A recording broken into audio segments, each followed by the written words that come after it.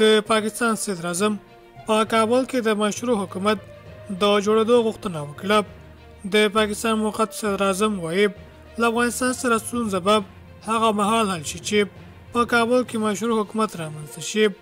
د پاکستان رسنیو د راپور پر بنسټ انورالحق کاکړ نن د اکتوبر پر 14 په اسلام آباد کې د مارګلۍ ډیالوګ په نوم غونډې د وینا فرمان له پاکستان څخه د بیاصل افغان کډوالو د ایستلو د پرېکړې دفاع وکړه.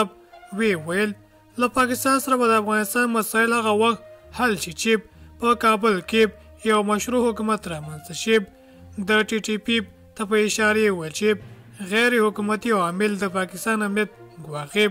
له دې وړاندې د پاکستان پر موقت صدراعظم سربیره یو شمېر نورو پاکستاني چارواکو په افغانستان کې د طالبانو حکومت تورن کړی چې ټي ټي پي یا پاکستاني طالبانو ته په خپل هیواد کې ځای ورکړی دی، خو د طالبانو حکومت بیا د پاکستان د ادعاوې رد کړي دي. بل لوري ته د کندهار ولایت ښاروالۍ وایي د دغه ښار په درېیمې ناحیه کې د 22 میلیون افغانیو په لګښت 2 مهم سړکونه نښلوي چې نن یې چارې پیل شوې. د ښاروالۍ د مسؤلینو په خبره په یاده پروژه کې 1400 کسانو ته د کار زمینه برابره شوې چې په بشپړېدو سره به یې په ښار کې ګڼه ګوڼه هم راکمه شي.